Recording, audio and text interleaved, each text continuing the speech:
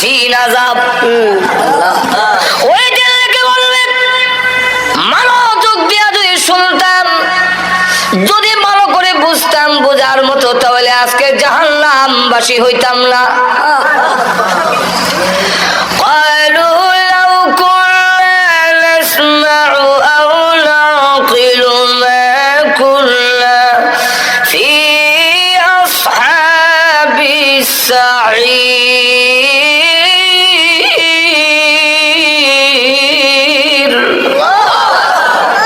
যদি মনোযোগ দিয়ে শুনতাম, লাউ কুন্না নাসমাউ, মনোযোগ দিয়ে যদি শুনতাম, আও নাকিলু, ভালো করে যদি অনুধাবন করতাম, বুঝতাম যে হুজুর কি বলতেছে, কি বুঝাইতে চায়, বাজারে কোন ঠিক, তাহলে হয়তো কি মা কুন্না ফি আসহাবিস সাঈর, আজকে জাহান্নামবাসী হইতাম না। ওই দিন গুরুত্ব দেই নাই, আজকে বুঝছি। এখন আল্লাহ পাঠাও, এখন পাঠাও।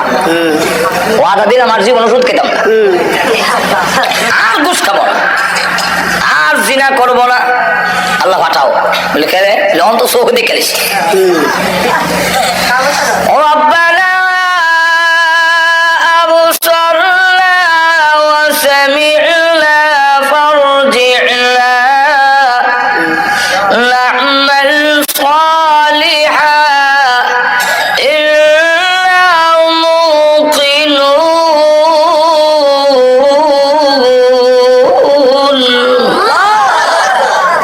আল্লাহ এখন চোখে দেখছি যে আযাব, ভয়াবহ আযাব, এখন চোখে দেখতেছি। ওয়া সামি'না, কানে শুনতেছি। কে যে চিৎকার বাবু, হ্যাঁ এখন চোখে দেখি, কানে শুনি। সোহেলপুরের গুরুস্থানে যখন আযাব শুরু হয়েছে, মিশরের গুরুস্থানের মানুষ আতঙ্কিত, কাঁপতেছে। এখন চোখে দেখি।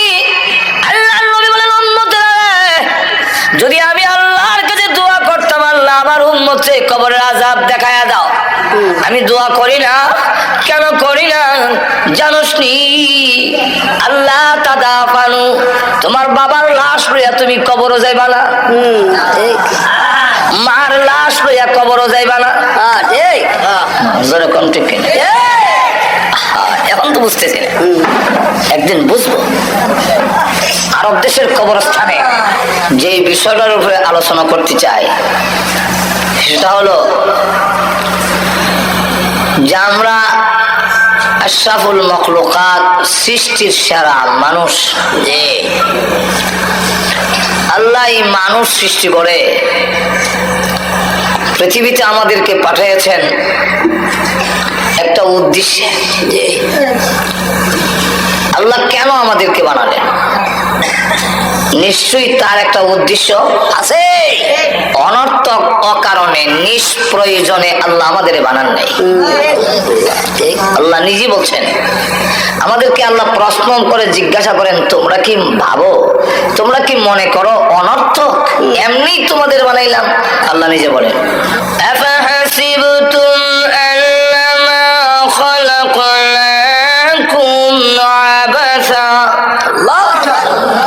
তোমরা কি মনে করো অনর্থক অকারণ নিষ্প্রয়োজন আবাস?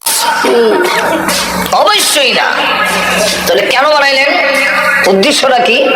আল্লাহ আরেক আয়াতে পরিষ্কার করে বলে দিয়েছে, ওয়ামা খালাকতুল জিন্না ওয়াল ইনসা ইল্লা লিয়াবুদুন।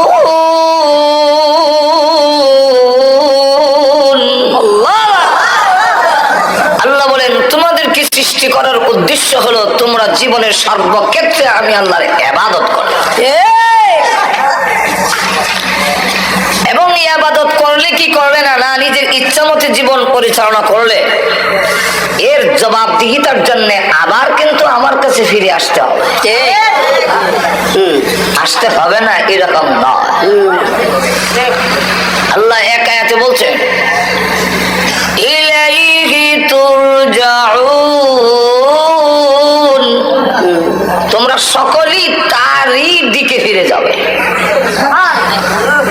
কোন কোন আয়াতে বলছেন ইলাইহিন নুশুর, তার কাছে গিয়ে আবার তোমরা জমা হবে। আল্লাহু আকবার। আর আরেক আয়াতের শেষে বলছেন এমনটা মনে করো না যে আসতে হবে না।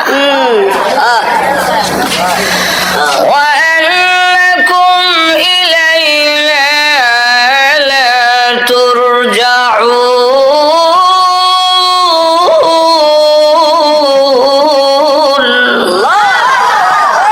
ফিরে আসতে হবে না এরকম নয়, অবশ্যই তোমার আমার কাছে আসতে হবে।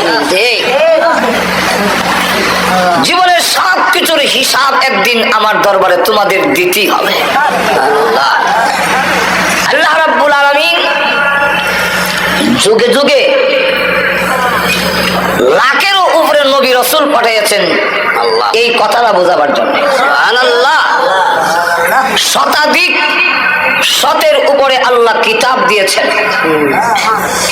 নবীরাও এই কথাটাই বুঝাইছে। সব নবীরা বলছে ইয়া কওমি ইবুদুল্লাহ মা লাকুম মিন ইলাহিন গায়রু।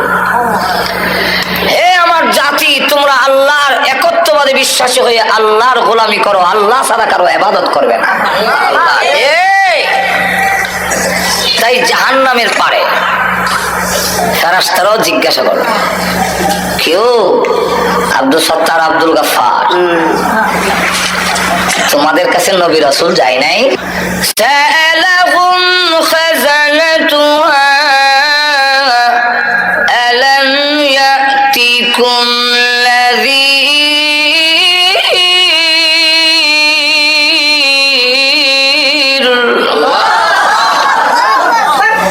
তোমরা যে জাহান্নামের পারে আসলে, জীবনে তাফসীর মাহফিল হয়নি তোমাদের? আল্লাহু আকবার। ওয়াজ হয় নাই? এই দুজকের কথা কি শোনো নাই কোনোদিন? আল্লাহ আল্লাহ অস্বীকার করতে পারবেন না।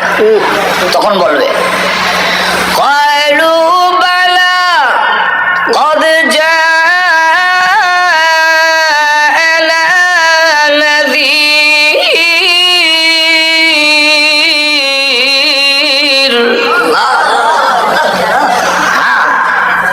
বহু তাফসীর মাহফিল হয়েছে, ওয়াজ হয়েছে, খুব আমরা শুনছি।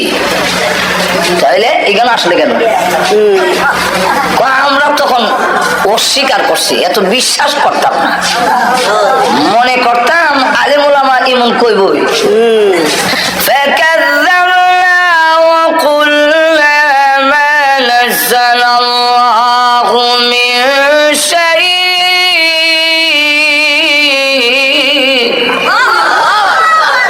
আমরা অস্বীকার করছিলাম, ফাকাযযাবনা। বুঝলেন? নবীরাও যখন কথা বলতেন আমরা কানো আঙ্গুল দিয়ে রাখতাম, যেমন কথা কানো নাই, আর ফাত্তা দিতাম না। وَإِذَا تُتْلَى عَلَيْهِ آيَاتُنَا وَلَّى مُسْتَكْبِرًا كَأَن لَّمْ يَسْمَعْهَا كَأَنَّ فِي أُذُنَيْهِ وَقْرًا فَبَشِّرْهُ بِعَذَابٍ أَلِيمٍ।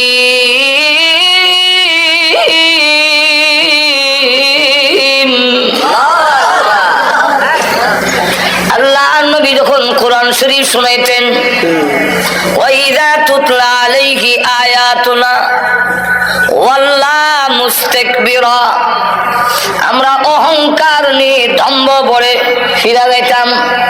কাল্লাম ইয়াসমাহা, যেমন শুনছি না। কান্না ফি উযুনাইহি ওয়াকরা, যেমন কানের মধ্যে ডিভা দেওয়া। আল্লাহ রাব্বুল আলামিন বলে, নবীজি তাদেরকে সুসংবাদ দিন।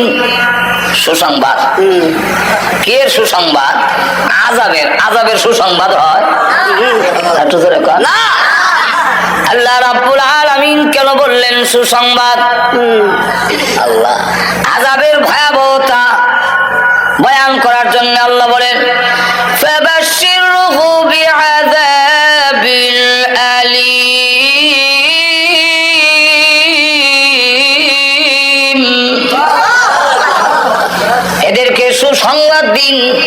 আমার আযাব বড় কঠিন আযাব। ওই দিনকে বলবে মনোযোগ দিয়া যদি শুনতাম, যদি ভালো করে বুঝতাম, বোঝার মতো, তাহলে আজকে জাহান্নামবাসী হইতাম না। قالوا لو كنا نسمع أو نعقل ما كنا في أصحاب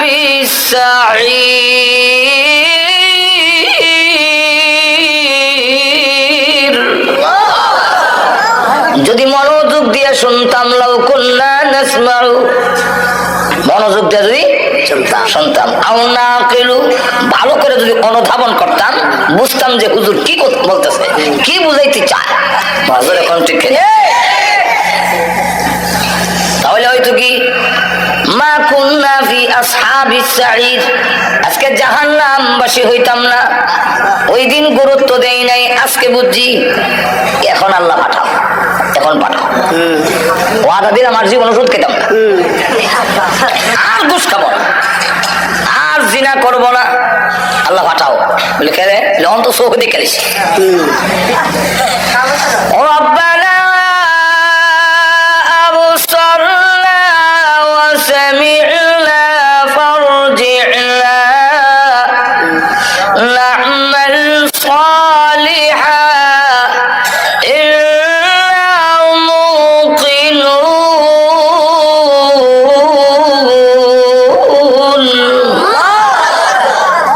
আল্লাহ এখন চোখে দেখছি যে আযাব, ভয়াবহ আযাব, এখন চোখে দেখতেছি। ওয়া সামি'না, কানে শুনতেছি। কে যে চিৎকার বাবু, হ্যাঁ এখন চোখে দেখি, কানে শুনি। সোহেলপুরের গুরুস্থানে যখন আযাব শুরু হয়েছে, মিশরের গুরুস্থানের মানুষ আতঙ্কিত, কাঁদতেছে।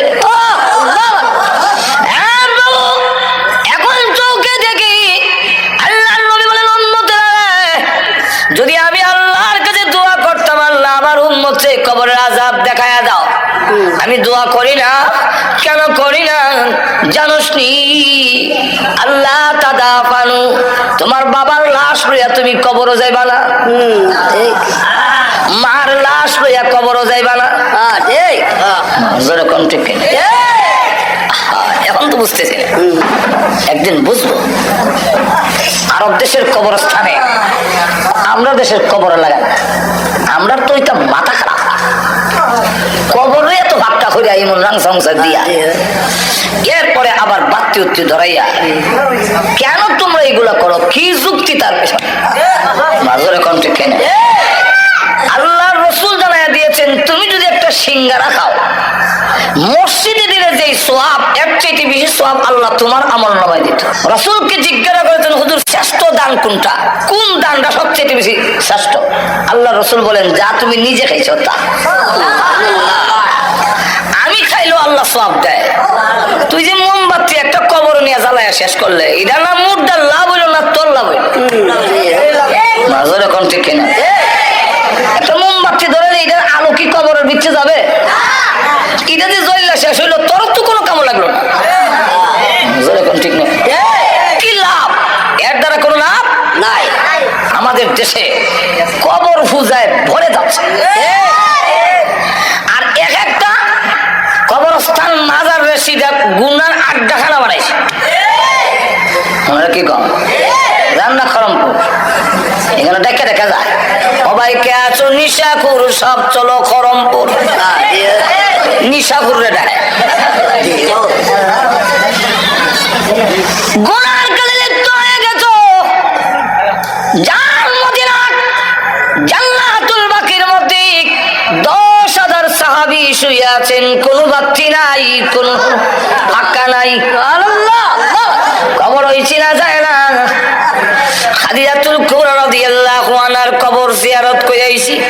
আল্লাহ, দেখলাম তো এখানে কোনো উরুসও নাই, কোনো বাতিও নাই। ঠিক কিনা? আর আমরা দেশের মাথা খারাপ, শয়তান এক একটা গুনার আড্ডাখানা জমাইছে, গাঞ্জা খাওয়ার, জুয়া খেলার, নারী পুরুষ একত্রিত হইয়া গুনার কাজ করার একটা আড্ডাখানা জমাইছে। আরব দেশের কবর বোঝা যায় না। এক লোক একটু উঁচা জায়গা দেখে এখানে মাথা রেখে তিনি ঘুমাইয়াছেন। আরব দেশের লোকেরা মাটিতে ঘুমাইয়া থাকে, কারণ কাঙ্কর কাপড়ও লাগে না। ফতোয়া রাহিমিয়ার মধ্যে লেখেন, যেই মাত্র মাথা রেখে ঘুমাইছে এমনি শুনে কানের নিচে আওয়াজ হয়, তোর মাথা উঠা, তোর মাথার চাপে আমার কষ্ট হয়, তুই আমার বুকের উপরে মাথা দিলি কেন? যদি তুই আমার কবরের হালাত জানতি, জিন্দেগিতে তোর কোনদিন ঘুম আসতো না। আমি হারে হারে তার পাই, কিন্তু এখন আমল করার সুযোগ নাই। আমল করলেও লাভ হবে না। না লাভ হবে না।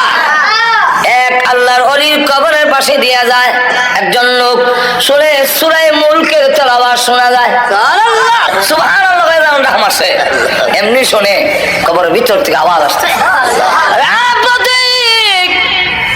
আমি একবার দুইবার নয়, আল্লাহর কোরআন শরীফ এই কবরে 5000 বার খতম করেছি। একটা কাজ কর, 5000 বার খতম তোরে দেই, তোর একবার সুবহানাল্লাহ আমারে দিয়ে দে। কারণ জানোস নি, কিয়ামত পর্যন্ত কোরআন শরীফ পড়লেও তোর একবার সুবহানাল্লাহর সমান সওয়াব আমার হবে না।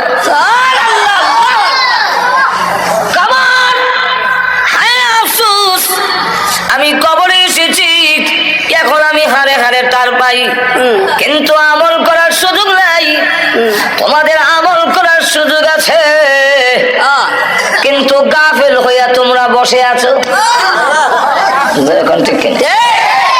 কবরের আযাব যদি দেখতে, নবী বলেন আমি দেখি। সাহাবীরা নবীর কথায় এই জন্যে, তারা তো অনেক নবীর দৃশ্য ডাইরেক্ট দেখেছেন।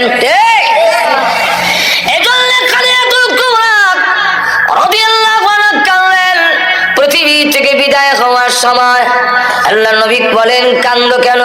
নবী গো, কান্দার দুইটা কারণ, একটা হলো আপনার জন্য, আর একটা হলো আমার নিজের জন্য। আমার জন্য কেন কান্দো?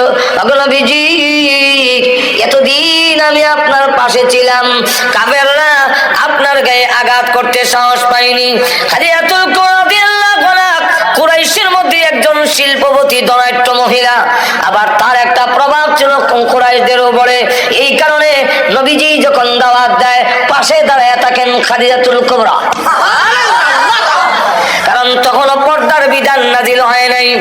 আল্লাহ নবী যখন হাতে কালিমা বলে দাওয়াত দেয়, লোকেরা এসে দেখে খাদিজা পাশে দাঁড়ানো, আল্লাহু আকবার, সাহস পায় না আঘাত করতে। খাদিজাতুল কুবরা বলেন, ওগো নবীজি, আমি যখন বিদায় হয়ে যাব, আপনার পাশে কে দাঁড়াবে? এই জন্য আমি কান্দি।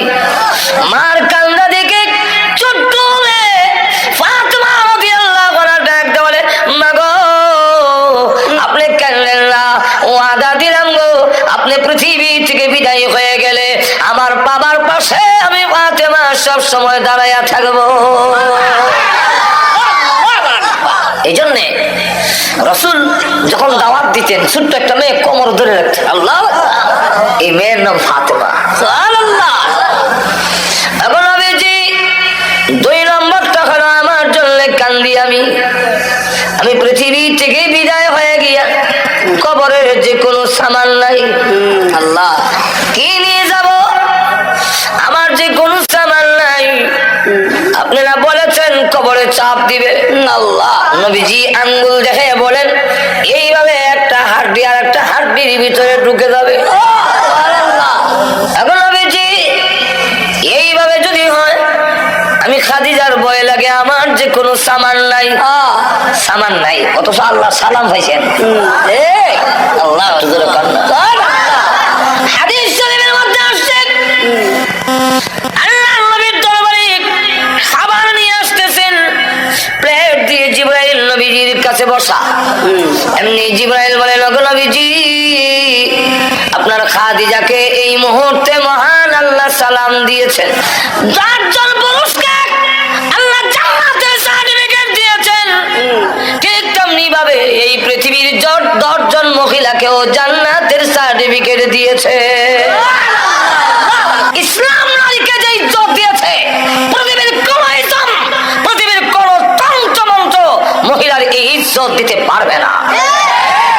সুতরাং মহিলাদের ইজ্জত দেওয়ার জন্য আল্লাহ পর্দার বিধান দিয়েছেন, নারীর অবরোধের জন্য নয়। যারা কিনা আল্লাহর চাইতে নারীর পক্ষে বেশি দরদ দেখায়, এদের মতলব ভালো না, এদের পুরুষের গাঁটটি নারীর মাথায় চাপায় দেওয়ার ষড়যন্ত্র করছে। বাংলাদেশিরা এখানে মুসলিম জনগোষ্ঠী, এখানে মুসলমানের উপর ভিত্তি করে আইন তৈরি হবে, ঠিক কিনা? এবং এই কথাটা সব দলই বুঝে। আওয়ামী লীগ নির্বাচন ইশতেহারে লিখেছে কোরআন সুন্নাহ বিরোধী কোনো আইন পাস করা হবে না। বিএনপিও ফারুক আর নাবারক লেখে ইসলামী মূল্যবোধ, কারণ বুঝে যে এটা না করলে এই দেশও চলবে না, যেরকম ঠিক কিনা? জাতীয় পার্টিও ইসলাম রাষ্ট্রীয় এই কথা খারাপ হয়, যেরকম ঠিক কিনা? বুঝে এই দেশের মানুষ মুসলমান, যেরকম ঠিক কিনা? এই দেশের জমিনের নিচে লক্ষ লক্ষ আল্লাহর ওলিরা শুয়ে আছেন, এই দেশের জমিনের উপরে লক্ষ লক্ষ আল্লাহর ওলিরা বিচরণ করেন, যে দেশের জমিনে লক্ষ লক্ষ মসজিদ প্রতিষ্ঠিত, যে দেশের জমিনের উপরে হাজারো হাজার মাদ্রাসা প্রতিষ্ঠিত, যে দেশে আল্লাহু আকবারের ধ্বনির মাধ্যমে পশু পাখিরা পর্যন্ত ঘুম ভাঙে, এদেশের কৃষক শ্রমিক মাঝি মাল্লারা আল্লাহু আকবারের ধ্বনি শুনে ঘর থেকে বের হয়, এবং যে দেশের মানুষেরা আল্লাহু আকবার শুনতে শুনতে সব কাজ করে, যে দেশের সূর্য ডুবে আল্লাহু আকবারের মাধ্যমে, যে দেশের সূর্য ওঠে আল্লাহু আকবারের মাধ্যমে, সেই দেশে ডাইরেক্ট কোরআন সুন্নাহ বিরোধী কোন আইন কোন রায় এদেশের জনগোষ্ঠী মেনে নিবে না। আমার আইন একটা কয়ে ফেললো বা কয়ে ফেললো, আল্লাহ গজব ছেড়ে দিছে। গজবের নাম ইফটিজিং। আমি দেশ আইতে না আইতে দেখি, এটা বুঝি না, ব্যাপারও দেখি ইফটিজিং, ইফটিজার কানো ধরে বটনি লইছে। ইফটিজিং কিটা, এটা মুখে দয়া অন্তত 20 বার আমি মস্ক করছি। ইফটিজিং ইফটিজিং নাইলে মোদায় নতুন শব্দ তো না বলে। এরপরে শব্দটার অর্থ বুঝতেও বড় কষ্ট হয়েছে। ইফটিজিং এটার বাংলাটা হলো নারীদেরকে উত্তক্ত করা। আল্লাহ গজব ছেড়ে দিছে। তোমরা না বলছিলে জরুরি না, তখন সামলাও, এখন কয় বটনি লাও, 6 মাসের জেল 4 মাসের জেল। বটনি লয় ঠিকই, কিন্তু আবার ঠিকই করে, কারণ এইভাবে আইন দিয়ে 6 মাস না 6 বছরের জেল দিয়েও ইফটিজিং থেকে নারীদেরকে রক্ষা করা যাবে না। বিলাই নাকের আগায় সুটকি লটকাইয়া যদি আইন দেওয়া হয়, এই বিড়াল সুটকি যদি খাস তাহলে 50টা বেদ। বিলাই কইব ইজাতের আইন আমার ঠেঙ্গ, বরং যে এই আইন দিছে হেরে 50টা দাও। কেন? সেও তো তাসি রাখে। আমার নাকের আগার সুটকি লটকায় গন্ধ লাগে, আর আমি সুটকি খেতাম না। ফাইটনার মধ্যে রেখা ফাইলার ভিতরে, এরপরে ডাকনা দিয়া যদি কয় এই বিড়াল ডাকনা ফালাইয়া খেলে 50টা বেদ, তাহলে এটা মানা যায়। ঠিক তেমনি ভাবে তরুণী এবং যুবতীরা স্নো পাউডার আলতা আল খাতরা লাগাইয়া, উঁচা জুতা ভিন্দা, টাইট ফিট পোশাক পরে, চুলের মধ্যে শ্যাম্পু দিয়া এবং লাগাইয়া যুবকদের এবং তরুণদের নাকের ডগা সামনে দিয়ে আইবো আর যাইবো। আর আপনারা বলবেন ইফটিজিং করো না, এদেশের যুবকরা ঠেঙ্গ এই জাতের আইন মানবে না। যদি এই দেশের যুবকদেরকে আইন মানাইতে হয়, ইফটিজিং থেকে যদি নারীদেরকে রক্ষা করতে হয়, তাহলে একটি মাত্র পথ, সেটা হলো হেজাব পর্দার বিধান কায়েম করতে হবে। কিছু কিছু জিনিস আছে মজ্জাগত, জন্মগত। যেমন আপনি ঘুমোতে যদি কপাল না খাত যায়, আঁকতে কম লাগে বলে আমার নাকটা খাতে দেয়, দেখবেন অটোমেটিক না খাওয়া যায়। আমার মুখের মধ্যে তেঁতুল দিয়া যদি আপনাদের সামনে জিব্বা নাড়ায়, আপনাদের জিব্বার মধ্যে অটোমেটিক পানি উঠবে, নিয়ত করা লাগবে না। যেরকম ঠিক তো এই যে যদি হয়, আল্লাহু আকবার, অটোমেটিক আপনার জিব্বার মধ্যে পানি উঠবে। পীর হোক, আউলিয়া হোক, ঠিক না? এমপি হোক মন্ত্রী হোক সবার জিব্বার মধ্যে পানি উঠবে কি উঠবে না? যদি কেউ কয় আমার উঠে না, এটার দুইটা অর্থ। একটা অর্থ হইলো হে লম্পট, উঠে স্বীকার করে না, বাটফার। আর আরেকটা হইলো যে এর জিব্বার দুষ। ঠিক তেমনি হবে নারী দেখলে পুরুষের হাত যাবেই, এটা জন্মগত। আর তো ধরে কন্যা আদম আলাইহিস সালামের বুকের বাঁকা হাড়টির থেকে হাওয়া আলাইহিস সালামকে যখন সৃষ্টি করলেন, উনি ঘুমাইছিলেন, ঘুম থেকে উঠতে দেখে একজন মহিলার কাছে বসা, তখন দেখা যায় হাত অটোমেটিক যায়। আল্লাহ বলে হাত সামলাও, হাত সামলাও, বিয়া করাই দিয়ে। শেষে আল্লাহ নিজে খুতবা পড়ে মোহরের দেওয়ার মাধ্যমে আল্লাহ নিজে দুজনের মধ্যে বিয়ে করাই দিল। তাহলে বোঝা গেল আদম আলাইহিস সালামের যদি যায়, আদম সন্তানেরও যাবে। কি বলেন ঠিক না? সুতরাং এই নারীদেরকে যদি পুরুষের দরার থেকে রক্ষা করতে হয়, তাহলে পর্দা লাগবে, হেজাব লাগবে, পারিশন লাগবে। আল্লাহ রক্ষা করা যাবে না। অপর দিকে যারা পর্দার বিধান উঠাই দিতে চায়, এদের উদ্দেশ্য হইল আমাদের সমাজ থেকে বিয়ার প্রথাটা উঠে নিত। তখন আর বিয়া থাকতো না, খালি খালি ফ্রেন্ডশিপ থাকবো। ফ্রেন্ডশিপ, গার্লফ্রেন্ড বয়ফ্রেন্ড, আঙ্গুল ধরে ধরে আড়াআড়ি আর কিছু। ইউরোপ বানাইতে চায়।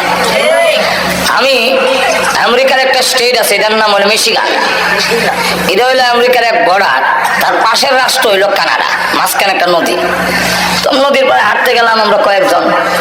তো আমরা তো হাঁটতেছি, তসবি করতেছি, আনানা যখন ডাইনি মামা চাই না সাইড তুই হোক।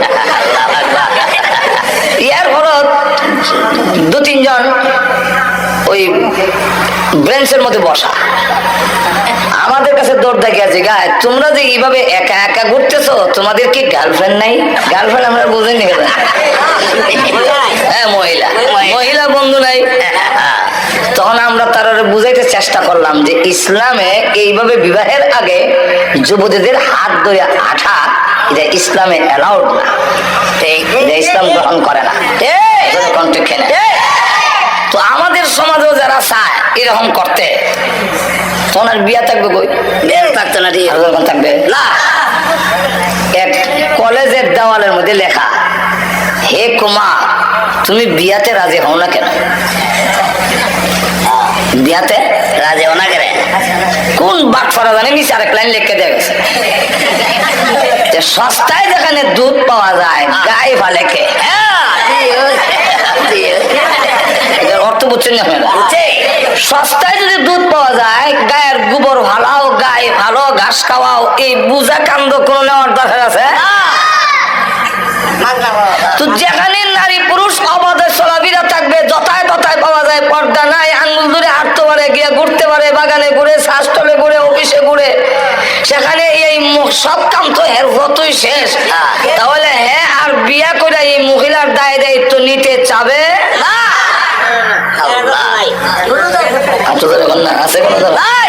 থাকবে না, বিয়ার প্রয়োজন নাই। লক্ষ্য করে দেখেন আমাদের সমাজ হচ্ছে এরকম কিছু হয়েছে। এখন ঠিক না, কলা সুলাইয়া বেচলে কাস্টমার বাড়বো, একবারে সোলপুর বাজারে কলা সুলাইয়া কাস্টমার বাড়বে। তখন সুলাইয়া যখন বসে আর কিছুক্ষণ করে দেখে যে যখন রস হরতেছে, রসের গন্ধ হয়ে আবার মাছে জমছে, তাও ভালো মাছি না, কেশবখানা যে বয় কালা কালা মাছি করতেছে, কথা বুঝেন? এখন কাস্টমার যারা আগে কলা নিত সবই দেখে হয় মাছ চাই 1000 বার কলা লাগতো, সন্ধ্যা পর্যন্ত বেটা বসে রইলে কেউ কলা নেয় না। এখন কি করবে? যেখানে ভালাইতে যায় সেগুলো ফসা কলা কেন হয় না, এখন কি করবে? শেষে মাথাত কলা লইয়া গান গায়, কইতাম নি কি গায়? ও ভাই কে আছো কলার খরিদ্দার, কলার পিছনে আছে 1 টাকা কইরা পুরস্কার।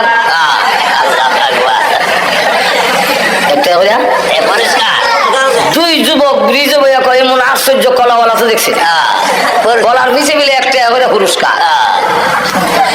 চল আমরা দুইজনে 2 আলি কলা লইলাই, তাহলে 60 টাকা তুই, আমি 60 টাকা, 8 টাকা কলা ইটা হলাই মনে কথা।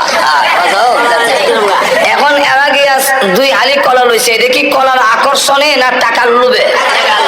কলার দাম আছে না, কলা তুইটা ধলাই দিব। ঠিক তেমনি হবে আমরাও মাথার খুব বুদ্ধি হয়েছে, মনে করলাম সুলাইয়া ব্যাপারটা দিলে মনে হয় কাস্টমার বাড়বো। এখন অবস্থা এরকম হয়েছে, মেয়ের বাবা গান গায়, সবাইকে আছো আমার মেয়ের খরিদ্দার, মেয়ের পিছনে আছে হোন্ডা পুরস্কার। সবাইকে আছো আমার মেয়ের খরিদ্দার, মেয়ের পিছনে আছে ফ্রিজ পুরস্কার। যুবকরা কয় বিয়া করার তো ইচ্ছা আসিল নাই, বুঝা নিতাম আসলাম না। মোটর সাইকেল তো অনেকটা চার একটা করে লাই। তাহলে এবার বলেন হেকিম মেয়ে লোকের আকর্ষণে বিয়ে করছে না হুন্ডার লোভে? এর কাছে হুন্ডার দাম আছে, বউর দাম নাই। ঠিক কিনা?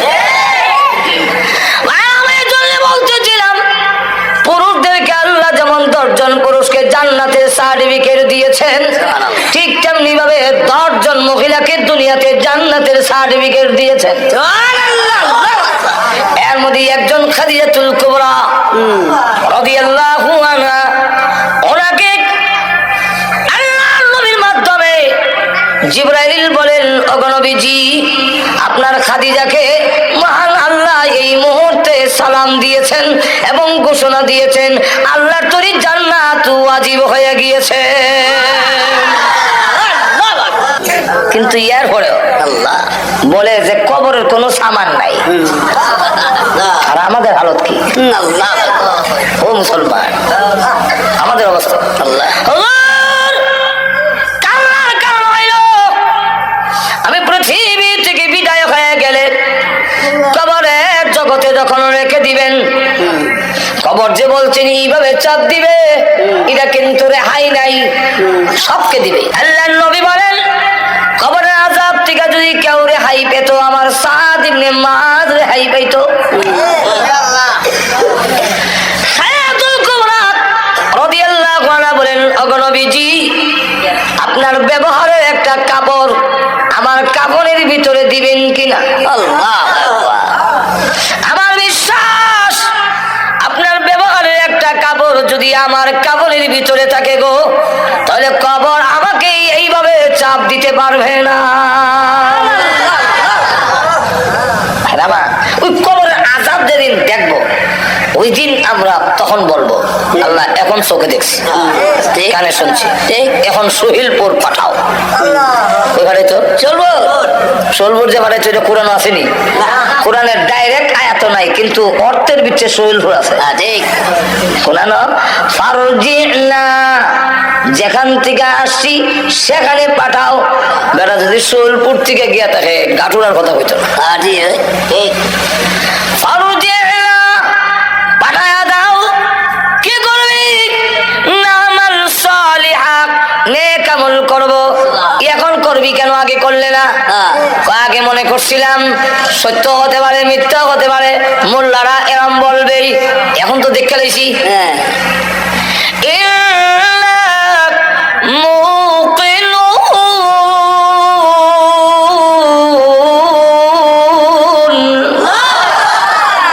এখন দৃঢ় বিশ্বাসী হয়েছি। যেরকম ঠিক এই পৃথিবীতে আমাদেরকে বানাইছেন তার গোলামি করার জন্য, আবার আল্লাহর দরবারে আমাদের ফিরে যেতেই। একটু ধরে কন্যা মনে আছে তো আপনারা? আরো ধরে কন আছে। আল্লাহ রাব্বুল আলামিন তাই বলেন, ও মানুষ তোমাদেরকে আল্লাহ আমি আল্লাহ বানাইলাম ইবাদতের জন্য, আর তামাম পৃথিবী যা আছে সবগুলো তোমাদের জন্য আমি আল্লাহ বানাইছি। আমাদেরকে আল্লাহ রাব্বুল আলামিন সৃষ্টি করেছেন তার ইবাদতের জন্য। আর আল্লাহ রাব্বুল আলামিন বলেন যে তোমাদেরকে ইবাদতের জন্য সৃষ্টি করেছি, তাই সবচেয়ে বেশি ইজ্জত আর সম্মান এবং সুন্দর বানায়া তোমাদের সৃষ্টি করলাম। লক্ষ্য করে দেখেন আল্লাহ বলেন এমন সুন্দর অন্ধকারের ভিতরে, তোমার মার পেটের ভিতরে 3টা অন্ধকার, এখানে আমি আল্লাহ তোমারে বানাইছি। তোমরা যে অন্ধকারের মধ্যে কোন জিনিস বানাও সুন্দর হবে না। চোখ যেখানে লাগাইবার কথা অন্ধকারের মধ্যে আতাইয়া, পরে দেখা যায় ভিসেদা লাগাই দিলে। আল্লাহ রাব্বুল আলামিন বলেন কোরআনে, ইয়াখলুকুকুম ফি বুতুনি উম্মাহাতিকুম খালকাম মিন বা'দি খালকিন ফি যুলুমাতিন সালাস।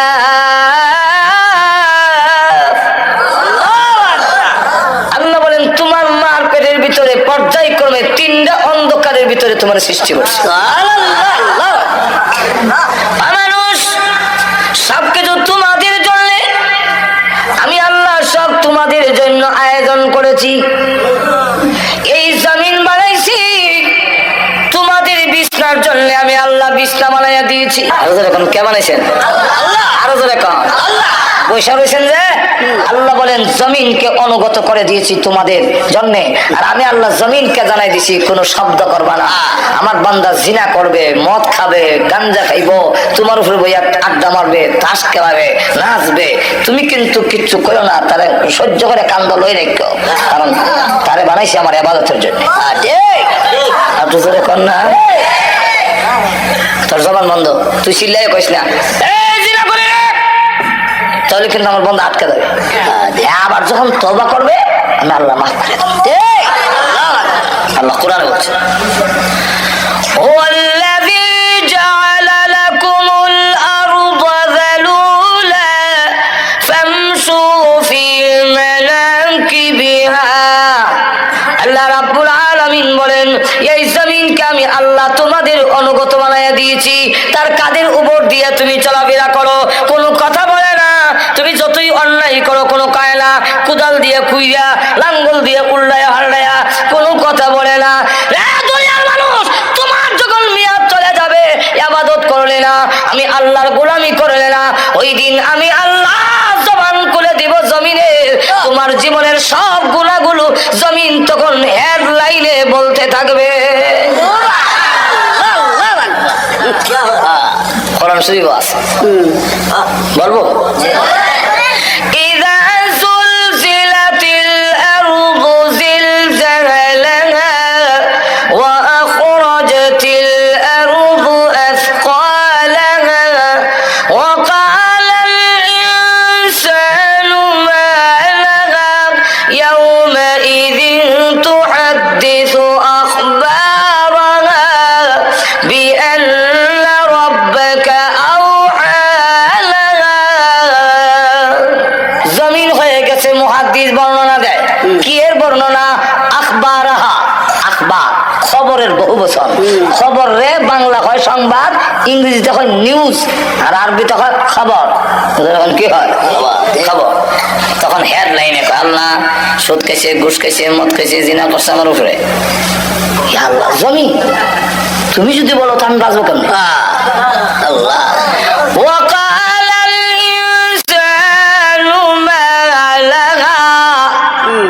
জমিন তোর কি হইল, এই কথা কেন কস? আল্লাহ ডাকতে বলেন নবী গো বিআন্না রাব্বাকা ওয়ালাহা। জমিন কেন কথা বলবে জানেননি?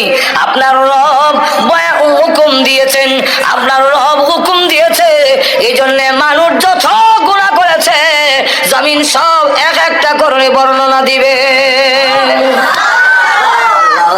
আর এখন জমিন লড়ে না। আল্লাহ বলেন এত উপরে আকাশ কোনো ফিলার দিলাম না, এই আকাশ কে স্থাপন করছে? আল্লাহ। আল্লাহ আর ধরে কন আল্লাহ। কার জন্য? আমরা। কোনদিন ভাঙ্গে পড়ে না, টুকরা না, সলডা না। আল্লাহ কোরআনে বলছে কেন হবে না?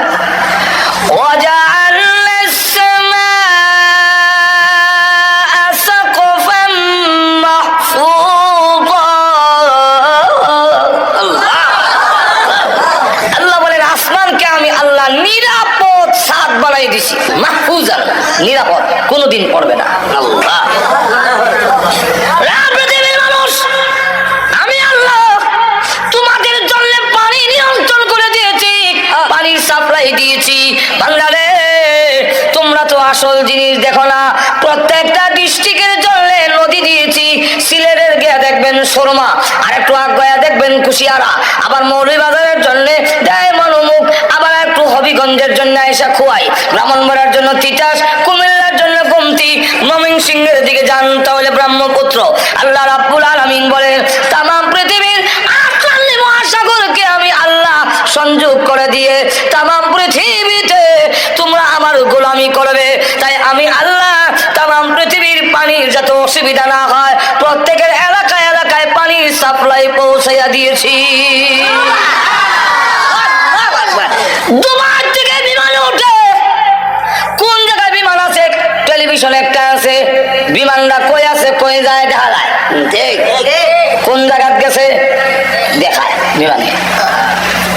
আটলান্টিক মহাসাগর 14 ঘন্টা বিমান চলে, তথাপি ওই সাগর পাড়ি দিতে পারে না। আটলান্টিক মহাসাগর সবগুলা সাথে যোগাযোগ রেখে পানি পৌঁছাইয়া দিলাম খালে বিলে। তোর ক্ষেত দিবে, তোমার কাজে লাগাবে, ফসল করবে, আমি আল্লাহর গোলামি করবে। বান্দা রে, আমি আল্লাহ পানির সাপ্লাই দিয়েছি।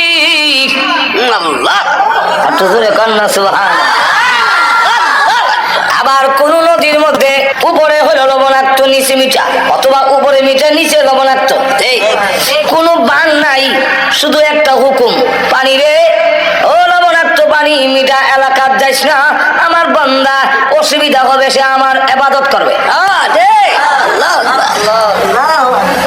এখন দে ওয়াজালা বাইনাল বাহরাইনি হাজিজা, মাঝখানে একটা পার্টিশন, শুধু অর্ডার। আমি নিজে নেমে দুই ফানির এক কানা করার লেগে চেষ্টা করি, ধাক্কা দেই ইজিকে যায়, আবার ধাক্কা দেয়,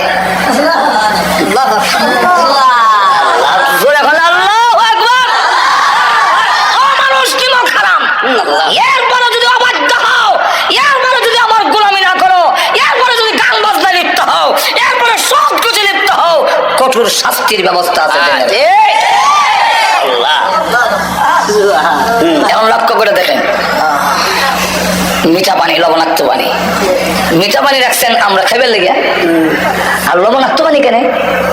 তাফসীরের কিতাবে লেখেন লবণাক্ত পানির কারণ হইল ওই যে কুত্তা বিলাই গরু ছাগল মরে, লাশ মানুষ পচা বইলা যায়, নদীটা ভাসায় নেয়, নিয়ে লবণাক্ত পানির মধ্যে এটা ঢুকাইয়া তার প্রয়োজনটাকে নষ্ট করে দেয়, যাতে আবহাওয়া দূষিত না হয়। নাহলে আবহাওয়া সাপের বিষ, ফল্লার বিষ, কুত্তার বিষ, তখন বিষ আবহাওয়া বিষাক্ত হইয়া তোর না খেতে যাইব, গিয়া সব পাশ নষ্ট হয়ে যাবে। তোদের সবগুলো ঠিক রাখার জন্য তুই না আমার গোলামি করবি, তুই না আমার সাজদা দিবি। ও নিমক খারাপ মন্দা মাজর এখন ঠিক কিনা, তুই যে আমার সাজদা দিবি আমি তোর সব আয়োজন করে রাখছি।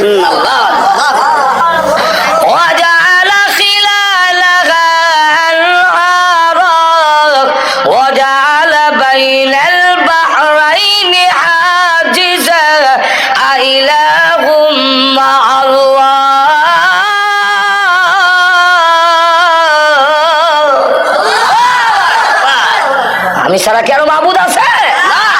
এই কাজে শরীক আছে? তুই কোন যুক্তিতে খরমপুর গিয়া বাবাটা হস? খাজা বাবার দরবারে গেছিলাম, শরম করে না তোর? আল্লাহ বলেন কে তোরে সরাইলো এই দয়ালু আল্লাহর কাছ থেকে? এত জোরে কন্যা আল্লাহ নিজে বলছে, ইয়া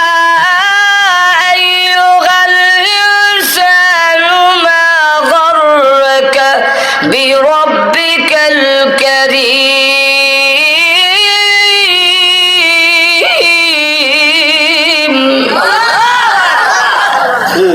ও দুনিয়ার মানুষ, তোকে কোন জিনিসে, কোন বস্তু দাতা রবের কাছ থেকে তোরে সরাইলো? যিনি দাতা, দানশীল আল্লাহ।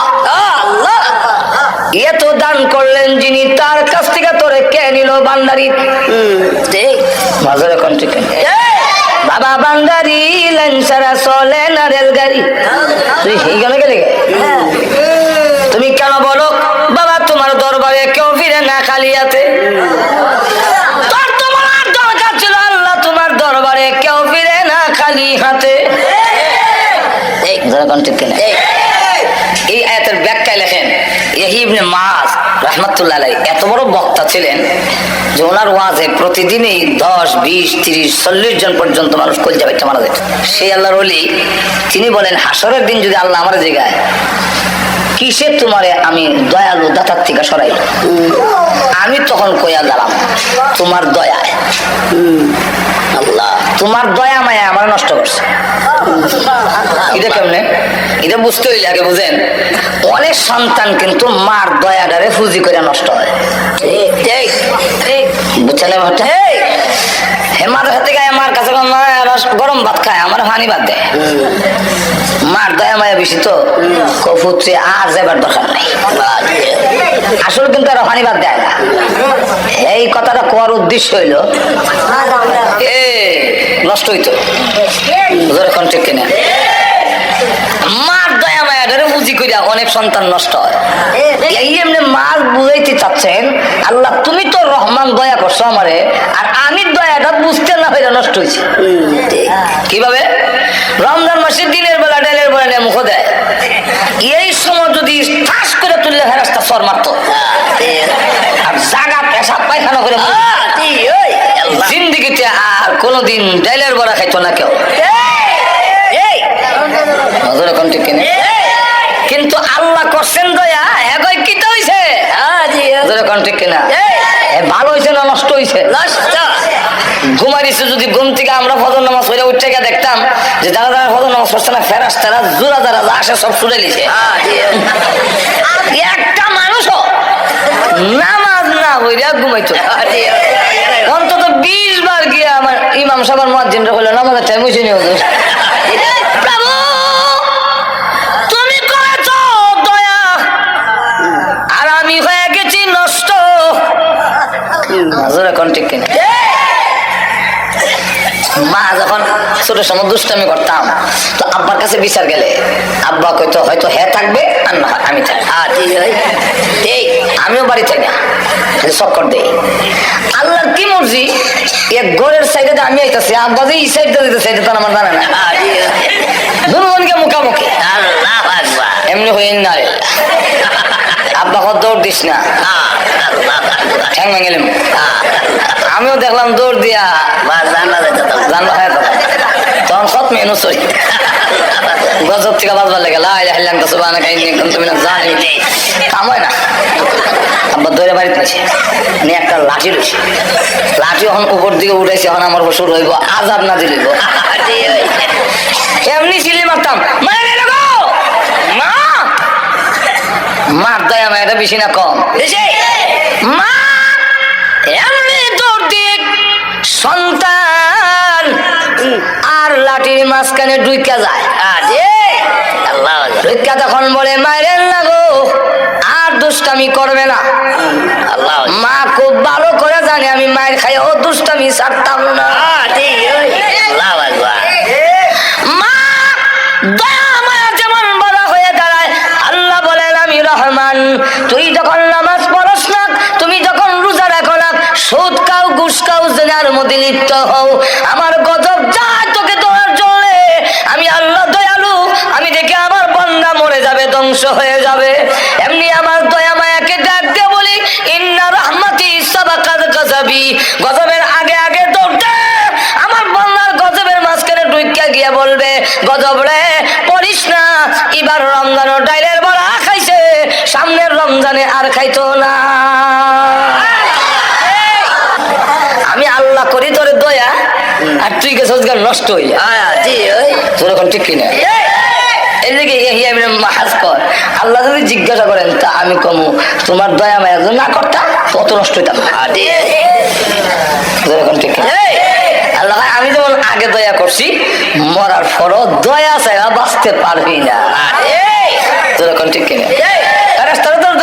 কারণ সিস্টেম যেভাবে দেয়া রাখছি তুই ধরা পড়বে। তোর এখন না সিস্টেমে ধরা হয়ে আছে কইতাম নেই এক ঘটনা। কারণ সিস্টেম তৈল যার ওজন নেকের ওজন বেশি হইব জান্নাতি, আর যার গুনাহ বেশি হইব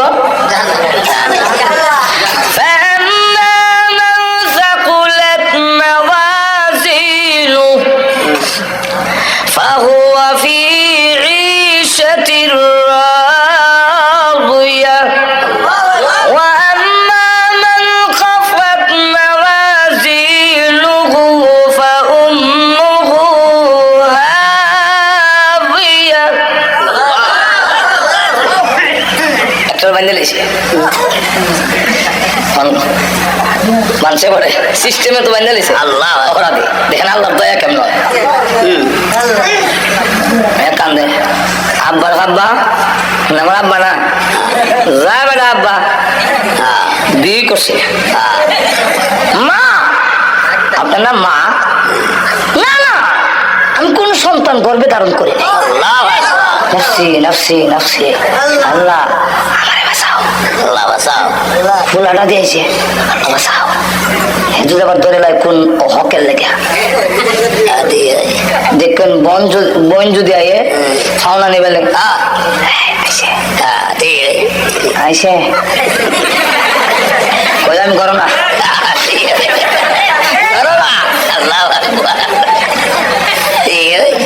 ভাই যদি কয় বলে ফুলার পাঠাই আসতাম সৌদি আরব 4 লাখ 2.5 লাখ টাকা লাগে বাইরে করছে তুমি 1 লাখ টাকা দাও দিত না এর লেগে ভাই আইলে এই সময় বেশি এই সময় আর হাসরের মাঠ আল্লাহ তুমি আমার বউনা না আমার বিয়ে হয়েছে না আল্লাহ আমার কথা না কোরআনে বলছেন সব ভাগবো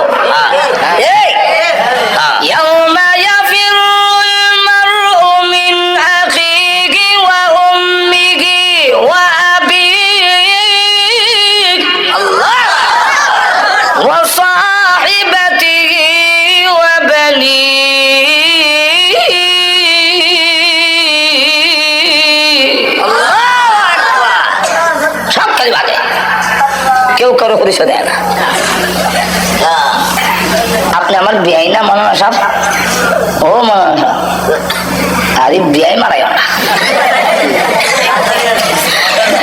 নফসি নফসি নফসি হুজুর আমি না আমার পেশা আপনার কাছে মুড়ি দিছিলাম না ফির কইস না বন্ডর কাছে যখন যাইব হে আল্লাহ আমি কোনো বিড়ি না বাপ ধরছিলাম ফ্যাট ফলবার লাগিয়া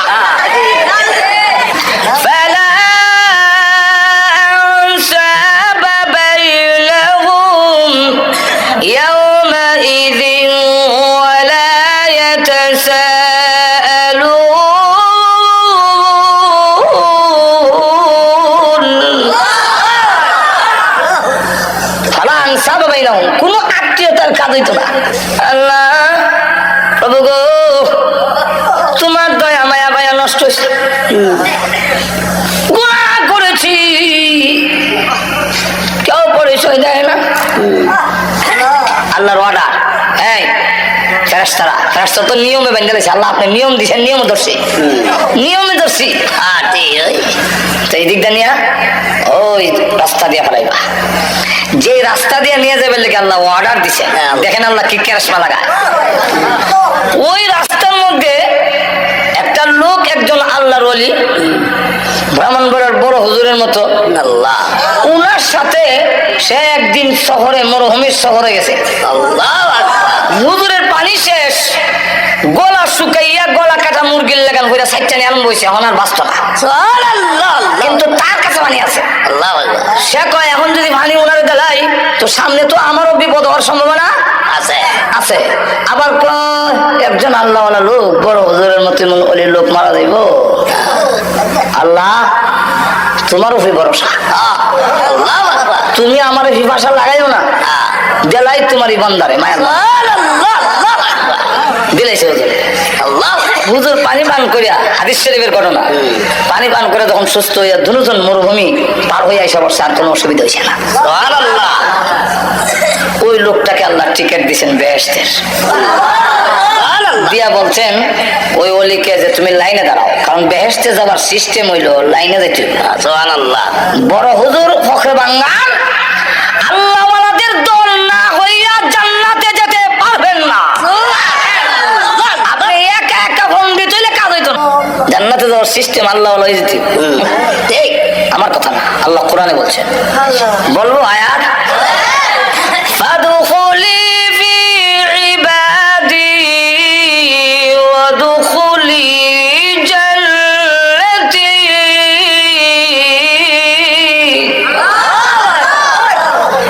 ফাদখুলি ফি ইবাদি সব গ্রামার আপনারা বুঝে কোনো দরকারও নাই আর জায়গার সময় নাই। ফাদখুলি ফি ইবাদি, আমার প্রিয় বান্দাদের ভিতরে, ভিতরে ঢুকো। ওয়াদখুলি ফি জান্নাতি, ফি নাই কেন, এখানে ফি নাই। ওয়াদখুলি ফি জান্নাতি, এইভাবে না, ফাদখুলি ফি ইবাদি ওয়াদখুলি জান্নাতি। জান্নাতি কবার সময় ফি লাগাইছে না। সুবহানাল্লাহ, আল্লাহ। তাহলে জান্নাতে যাওয়ার আগে আল্লাহওয়ালাদের দলে ঢুকতে হবে, আর ঢুকতেই তুমি জান্নাতে যেতে হবে। টিকিট লেগে ফেলেছে আর আল্লাহর বিধান হলো যারে টিকিট দিলেইব আর টিকিট ক্যান্সেল করবেন না। টিকিট ফাইলে তেল জান্নাতি যা কইব আল্লাহ ওই লোকটা যে দাঁড়ানো পানি খিলাইছিল যে আল্লাহ তার সাথে দেখা করাবেন লেগে ওই দিকটা নাই ঘুরাই নিছে। ইয়া হান্নানু ইয়া মান্নান বান্দালাইছে, ইয়া হান্নানু ইয়া মান্নান, জাহান্নামে যাই গো আল্লাহ তুমি না রহমান, তোমার দয়া মায়া ছাড়া বালবার উপায় নাই। কোন সময় পানি খিলাইছিল অত বড় বিপদের সময় তো মন তাহার কথা আল্লাহ তার মেমোরির মধ্যে আইনা দিছে এবার চেহারা। চেহারাটা দেখা যায় আর কয় চিনি চিনি লাগে আল্লাহ চিনি যেমন ও পানি যে কিনেছিলাম টিকিট লেখা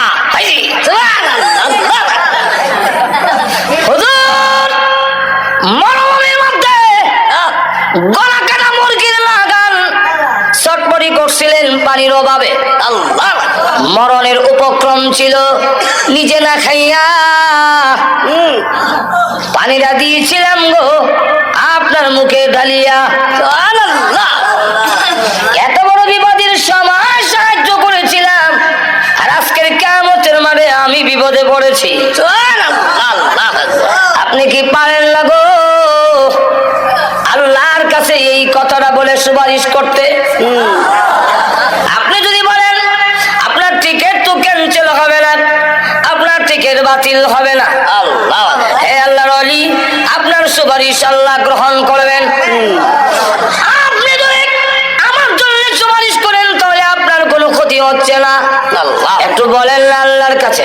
লোকটা কাহা এত বড় বিপদের সময় তুমি আমারে সাহায্য করেছিলে, এমনি আল্লাহর কাছে বলে প্রভু গো বড় বিপদের সময় নিজে না খাইয়া ওই পানি আমার মুখে ডাইলা দিছে, আল্লাহ গো তারা কি মাফ করতে পারো? আল্লাহ মাফ করে দাও। আল্লাহ ডাকতে বলেন এই কথাটা বলার জন্যই নিয়েছি, আমার দয়া মায়ার কিঞ্চিত মাত্র তোমাদের অন্তরে দিয়েছি, এতে যদি এরা তো দয়া লাগলো তোমার বিপদের সময় নিজে পানি পান না করে তোমার মুখে ঢেলে দিয়েছে, এতটুকু যদি দয়া করতে পারলো, আমি তো রহমান, আমি রহিম, আমি আল্লাহ কি পারি না রে বিপদের সময় তোদের প্রতি দয়া করতে? জানে বাংলা ওই নে কামলটাকে উসিলা করে আজকের কিয়ামতের মাঠে আমি আল্লাহ তোর জিন্দেগির গুনাহ মাফ করে দিলাম। আল্লাহর দয়া মায়া ছাড়া বাঁচার কোনো উপায় নাই। আল্লাহ দুনিয়া তো আল্লাহ করছে দয়া, আর আমরা গেছি বিগড়াইয়া। দয়া করছিল মতে আইতাম, উল্টে গেছি এখন ঠিক না। এখন আসুন পানির কথা দিয়ে বলতেছিলাম, মনে আছে না আপনারা? লবণাক্ত পানি আর মিঠা পানি। হ্যাঁ আমার লক্ষ্য করে দেখেন আল্লাহ বলেন পানি আবার বান্দারে তোমরা আমার ইবাদত করবে, গোলামি করবে, এই কারণে মিঠা পানি উঠাই না, লবণাক্ত পানি রাখে আকাশে নিয়ে যাই, তোর জন্য মিঠা পানির শর্ট না ভরে। আল্লাহ লবণাক্ত পানি বাষ্প করে আসমানে নিয়ে আবার এই লবণাক্ত পানি তোর জমিনে ছাড়ি না। সূরা ওয়াকিয়ার মধ্যে আল্লাহ বলেন যদি লবণাক্ত পানি ছেড়ে দিতাম তোমার ধান গাছের ছোট ডাঁটা দাঁড়ায় থাকতো, ধান থাকবে না, ধান থাকবে না, শরীরে থাকবে না, তোমার ফসল জলে ছাইকায় হয়ে যাবে লবণাক্ত পানির কারণে। আমি আল্লাহ আকাশে নিয়ে রিপেয়ারিং করে মিঠা পানিটা আসমানে নিয়ে যাই, ময়লাটা দিয়ে মেঘমালা বানাইয়া এই মেঘমালাকে সিদ্ধ করি ঝর্ণার মতো সিদ্ধ করে তার উপরে মিকাইলকে বসাই, মিকাইলের হাতে চাবুক দেই, নূরের একটা লাঠি দেই, দিয়া বলি এটা চালাইয়া সোহেলপুরের মাঠে নিয়ে যাও। মাঠে নিয়ে যায়, চাবুক মারে, নূরের লাঠি যখন ঘুরায়, এটাই হলো দিনের জিলকি। আমি আল্লাহ এর মাধ্যমে তোর জমিনে সার নাজিল করি।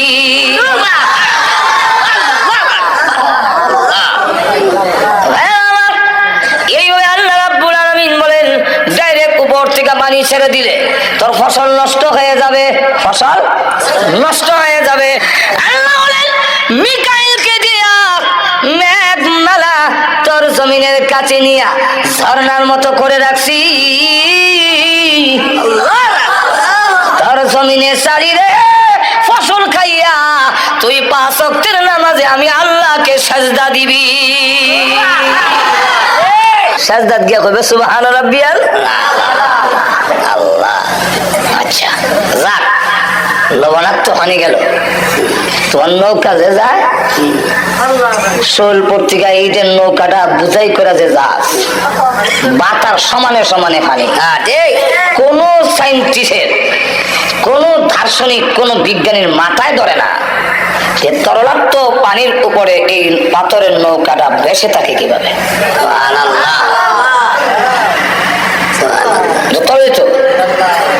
পানি তো নরম, দিলে নিচে দিলে ভাই ছেড়ে কেমনে? আমরা তো মনে হচ্ছেন বেটাগিরি, বেটাগিরি। আল্লাহ কোরআনে বলেন না না, আমি পানির হুকুম দিছি, বাসায় রাখিস। বলবো আয়াত والفلك التي تجري في البحر بما ينفع الناس।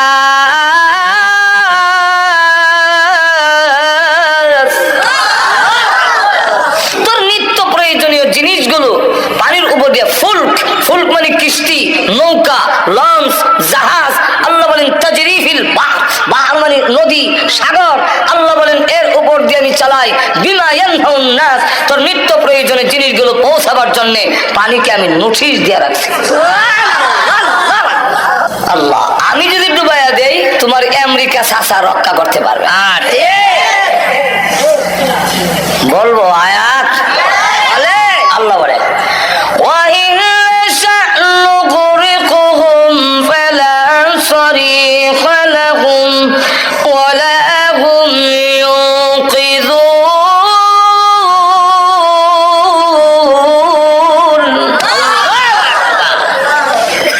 আমি যদি ডুবাইয়া দেই তাহলে وَإِنْ نَشَأْ نُغْرِقْهُمْ, আমি যদি তোমাদের তাদের ডুবাইয়া দেই ইচ্ছা করি, ফালা সরিখা লাহুম, কোন সাহায্যকারী পাবে না, ওয়ালা হুম ইউনকিযুন, তোমাদেরকে কেউ রক্ষা করতে পারবে না।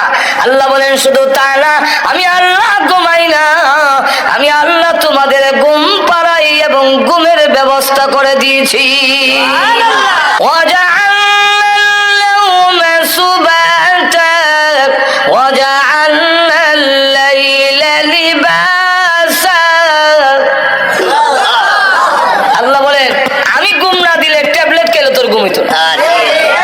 আমি ঘুম দেই, কেন দেই? ঘুম দেওয়ার কারণ, কেন ঘুম দেই? আল্লাহ রাব্বুল আলামিন বলেন ওয়াজআলনান নাওমা সুবাতা, আমি কেন তোমাকে ঘুম দেই? বিশ্রামের জন্য। সারাদিন তুই ভাড়াত কাজ করে, সারাদিন মাটি কেটে, সারাদিন ঠেলাগাড়ি ঠেলে, সারাদিন রিক্সা চালাইয়া, আরে বান্দা তুই যখন ক্লান্ত শান্ত হয়ে যাস, দোকানদারি ব্যবসা বাণিজ্য করে শরীর যখন দুর্বল হয়ে পড়ে, আমি আল্লাহ তোরে ঘুম পাড়াই। তুমি যখন 7 ঘন্টা 8 ঘন্টা ঘুমাও, ঘুম থেকে উঠলে দেখা যায় সারাদিনের ক্লান্তিটা ঘুমের মাধ্যমে আমি আল্লাহ দূর করে দেই। বিশ্রামের মাধ্যমে আমি আল্লাহ তোমার সেই ক্লান্তিটা দূর করে দেই, ঘুম আমি দেই। আবার ওয়াজআলনাল লাইলা লিবাসা, তোর ঘুমটা ভালো করে চাবার জন্য আল্লাহ রাব্বুল আলামিন বলেন রাইতের নামক পর্দা আমি ঢেকে দেই, অন্ধকার করে দিই, তোর ঘুমটা যেন ভালো করে চাপে, তোর ক্লান্তিটা যেন দূর হয়। এরপরে আল্লাহ রাব্বুল আলামিন বলেন চন্দ্রটারে আবার ডিম লাইট আমি বানাইছি। চন্দ্রের মধ্যে যে একটা গাছ দেখা যায় দেখছেন তো, এই গাছটা কিসের? ছোট সময় বৈশাখ জ্যৈষ্ঠ মাসে সুতা ধরতাম দৌড়ে, ধরেন নাই মনে হয় আপনারা? তো মাকে জিজ্ঞাসা করলাম, মা এই সুতা করতে গাইব? মা কো ওই যে সামনে একটা গাছ দেখো, এখানে এক বুন্নিতা হ্যাঁ,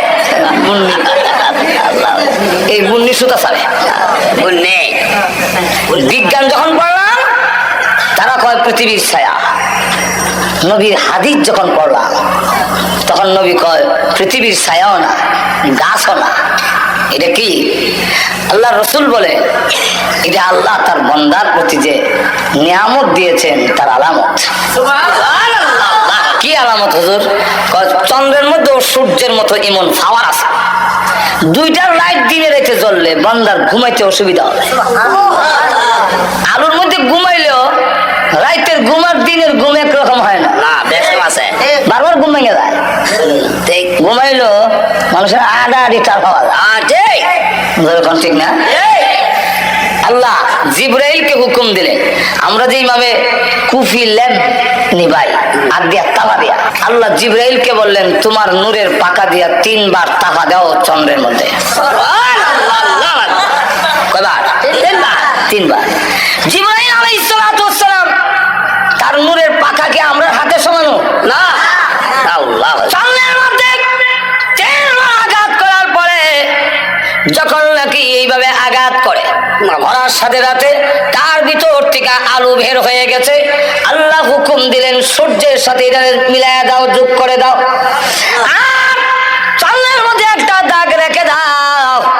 আমার বান্দা দেখে যেন আমি আল্লাহর শুকরিয়া আদায় করে 5 ওয়াক্তের নামাজের সাজদায় পড়ে যেন যেতে পারে। পৃথিবীর মানুষেরা আমি আল্লাহ ঘুমাই না, তোমাদের ঘুম পাড়াই, আমি আল্লাহ ঘুমাই না, ঘুমাবার ব্যবস্থা তোমাদের করে দেই। আর ওই যে চন্দ্রটারে ডিম লাইট বানিয়ে দিয়েছি তোমার ঘুমটা ভালো হওয়ার জন্য। বান্দারে এই সবগুলো কইরা আমি আল্লাহ ঘুমাই না তোমাদের ডাক শোনার জন্য। কোন সময় বিপদে পড়ে আমি আল্লাহকে ডাক দিবি তোমাদের ডাকে সাড়া দেওয়ার জন্য। আমি আল্লাহ 24 ঘন্টার ভিতরে একটা সেকেন্ডও ঘুমাই না। এই সকল ব্যবস্থা করলাম, তুমি আমার ইবাদত করবে। যেরকম ঠিক কিনা? এখন হয়েছে কি, আমার আয়াতের দিকে যাই। আল্লাহ বলেন না, তুই অবাধ্য হয়ে যাস।